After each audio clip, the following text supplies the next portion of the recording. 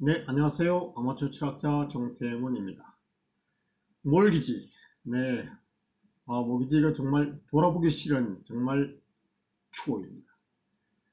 모기지 얻으려다가요, 우울증 걸릴 뻔했습니다. 정말 엄청 스트레스 받고요. 정말 골치 아픈 자극을 할 수 있죠. 그런데 뭐 집을 사기 위해서는 반드시 넘어야 할 사회잖아요. 네, 그래서 오늘 영상에서는요, 이 모기지에 관한 모든 것을 아주 간단하게 전반적으로 한번 살펴보도록 하겠습니다.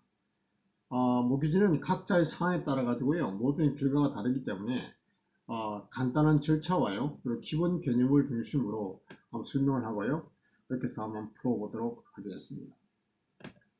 그래서 여러분들은 절차와 기본 개념을 이해하시고, 그리고 큰 그림을 이렇게 그리신 다음에요, 거기에다가 자신의 상황을 갖다가 잘 적용해서, 그리고 구체적으로요, 사이트에 들어가셔가지고, 뭐, 페이먼이라든지 모든 것을 갖다가 구체적으로 한번, 검토를 해보시고요. 그래서 구체적인 답들을 찾아가면 좋은 결과가 있을 줄 믿습니다.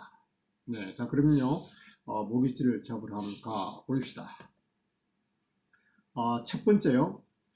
누구를 통해서 몰기지를 할 것인가? 이것이 바로, 이 질문이 바로 몰기지의 첫 단추라고 말씀드릴 수 있겠네요. 네, 기본적으로 시중은행 아니면 뭐 한인 브로커 정도 되겠네요. 그렇죠? 네, 은행은 뭐 개별 은행을 얘기합니다. 뭐 예를 들어서 보아, 뱅크 오브 아메리카요, 보아, BOA요, 보아요, 웰스 파워 등도 있겠죠. 대표적인 거요. 뭐 체이스도 있을 거고요. 아, 브로커는 그냥 무슨 몰기지 이런 식으로 보통 많이 나타나는데요. 뭐 중간업자겠죠. 기본적으로 브로커는 여러 은행을 상대로 해서 은행과 바이어를 연결시켜서 또 서류 작업을 하고요. 그런 걸 도와줌으로 해서 커미션을 받는 그런 사람이라고 보면 되겠습니다. 저의 경우를 말씀드리면 저는 처음에 보아를 통해서 뱅크 오브 아메리카를 통해서 이 몰기지를 갖다가 진행하다가요. 결국 포기를 하고 한인 브로커를 통해서 몰기지를 받았습니다. 제 경험을 잠시 나누면요. 일반적으로 얘기해서 보아가 웰스파고보다는 보통 이자율이 조금 낮았던 것 같습니다. 그런데 반대로요. 반대 거꾸로요. 보아는 서류를 굉장히 까다롭게 요구합니다. 예를 들었어요. 뭐 1년 렌트비 뭐 1년치 내역을 내라고 하고요. 어느 달에는 렌트 비용이 다르면요. 그 렌트 비용이 왜 그렇게 달랐는지 그 집 오너에게 확인을 받아서 설명하라고 합니다. 우리가 렌트를 살다 보면 뭐 어떤 고장이 나거나 문제가 발생해서 우리가 직접 돈을 먼저 내고 나중에 렌트에서 디덕션 할 때가 있잖아요. 그러면 이제 렌트비가 좀 달라질 수 있잖아요. 그런 거 하나하나까지요. 모든 것을 지나치게 꼼꼼하게, 뭐 나쁜 말로는 너무 지나치고 어떤 좋게는 꼼꼼하다 말했지만 너무 이렇게 까다롭게 이렇게 서류와 모든 것을 요구합니다. 그래서 그것을 이렇게 발행한다는 것이 굉장히 큰 스트레스입니다. 그리고 뭐 영어권이고 이쪽 관계자들도요. 영어 미국 사람들이고 그래서 굉장히 사무적이고, 그리고 또 셀폰을 주지도 않고요. 회사 전화, 공식적인 전화 루트를 통해서 연락을 해야 되고요. 또 뭐 연락하면 연락이 잘 안 되고요. 뭐 보이스메일 남겨놔야 되고, 그래도 연락 잘 안 오고요. 마찬가지로 좀 이렇게 좀 불편해요. 그리고 또 요구하는 사항은 또 지나치게 많고요. 그리고 또 뭐 영어가 짧은 저로서 특히 전화로 하면 굉장히 말하기 힘들잖아요. 영어로 하는 것도 굉장히 스트레스고요. 또 모든 단계별로 제가 영어로 또 이렇게 모두 진행상을 묻고 또 내가 가지는 질문을 갖다가 묻고 그런 것도 굉장히 스트레스였죠. 그래서 결국 스트레스 만땅 정말 많이 받고요. 우울증까지 갈 정도로 까지 갔다가 결국은 뭐 포기를 했습니다. 그리고 제가 한인 브로커를 찾게 되었는데요. 근데 굉장히 많이 한인 브로커를 컨택하기까지 고민이 많았습니다. 왜냐하면 제가 한인 브로커가 이자율을 가지고 장난을 친다는 그런 말을 들었기 때문에 그렇습니다. 뭐 예를 들면 이런 거죠. 한인 브로커가 이제 은행 이자율을 갖다가 시중은행보다 약간 싸게 줘요. 그러면서 이제 얘기하죠. 그러면 이제 좋습니다. 락기를 하겠습니다. 이렇게 말을 합니다. 그런데 락기를 하지 않아요. 근데 다행히 시간 안에 어떤 그 시중 브로커가 준 이자율만큼 떨어지잖아요. 그러면 그때 가서 그 사람 락인을 하는 거죠. 근데 문제는 만약에 그때 시간이 좀 지났는데도 이자율이 떨어지지 않으면 어떻게 하겠어요? 그러면 이제 양반들이 이제 여기서 이제 본색을 드러내는 거죠. 아, 우리가 락인을 했는데 어떤 뭐 컴퓨터라든지 아니면 뭔가 시스템 문제가 있어서 이게 락인이 안 됐다. 그러니까 현재 지금 이자율이 지금 이 정도다. 이런 식으로 얘기하는 거죠. 근데 문제는요, 이미 모든 게 다 진행됐잖아요. 이미 모든 게 진행이 돼가지고 이제 바이어는 집을 당장 좀 사야 되는데 그때 가서 이런 식으로 얘기한다는 거죠. 그러면 바이어가 계약을 파기할 수가 없잖아요. 이미 다 뭐 기본적인 보증금이랄지 기본적인 어느 정도 돈들이 지금 들어가 있는데 그리고 모든 뭐 인스펙션이라든지 아니면 어, 뭐죠? 어프레이절 그 뭐 감정도 다 받은 상태잖아요. 그럼 그런 돈이 다 날아가 버리는 거죠. 그래서 이거 뭐 울며 겨자 먹기식으로 그냥 그때 와서 그때 몰기지를 뭐 이렇게 약간 오른 그 이자리의 몰기지를 받는다고 이렇게 그런 얘기를 들었습니다. 그러니까 굉장히 좀 두려웠죠.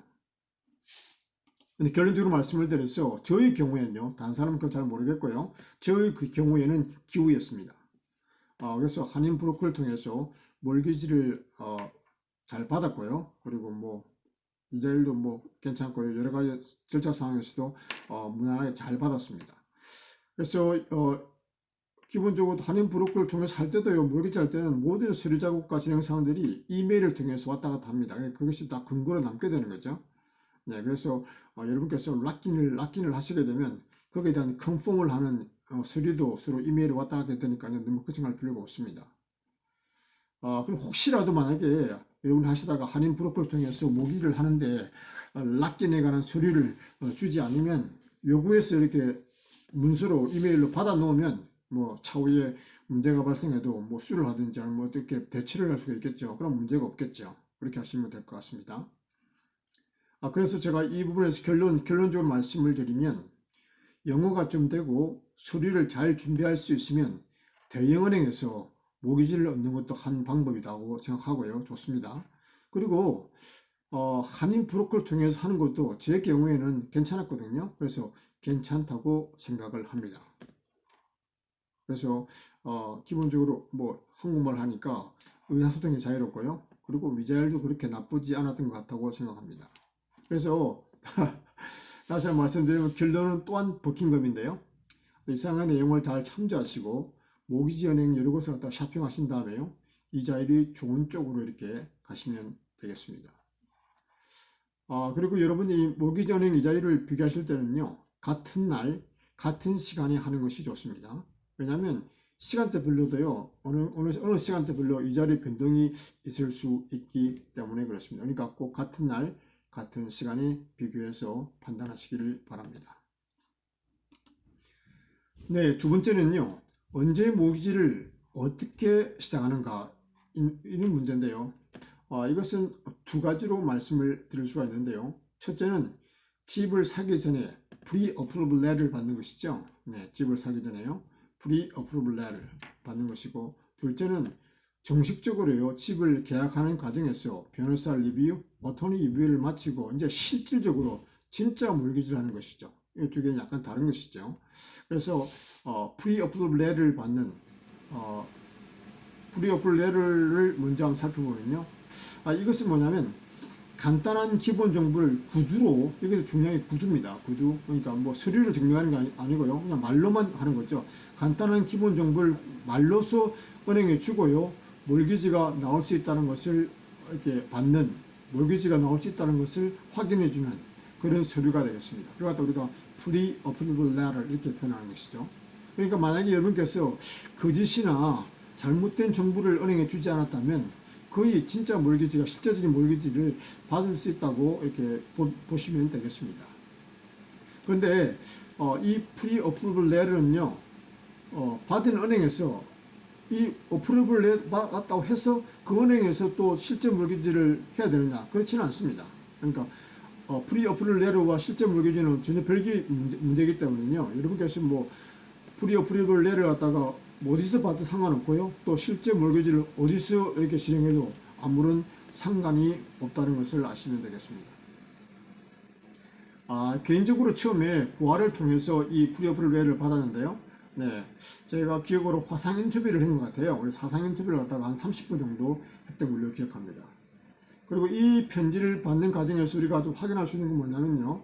바이어가 집을 사는 사람이 어느 정도의 집을 또 어느 정도의 론을 받을 수 있는지 갖다가 구두지만 이 프리어프리웨이를 통해서 받는 과정에서 이제 확인할 수 있다는 게 좋은 것이고요.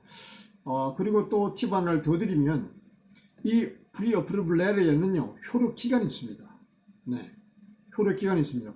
이것도 은행마다 좀 다른데요. 보아의 경우에는 2달이었던 것으로 기억하는데요. 그래서 이것도 약간씩 다를 수가 있으니까 확인해 보시고요. 만약 기간이 완료되면 다시 리뉴를 해야 되거든요. 근데 뭐 이거 어렵지는 않습니다. 기존 몰기지 은행에 연락하시면 바로 리뉴를 받을 수가 있습니다. 그렇게 하시면 좋고요. 한 가지 더 팁을 드리면 가능하다면 론 어마운트를 약간 높게 받는 것이 좋습니다.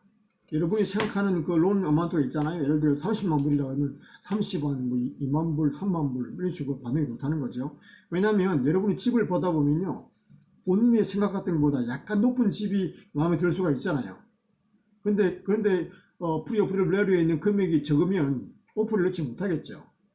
근데 반대로 뭐 조금 낮은 금액들은요, 반대로 낮은 금액은 얼마인지 여러분이 그것을 넣을 수가 있는 거죠. 그러니까 이것도 좀 아시면 좋겠다 이렇게 생각이 듭니다.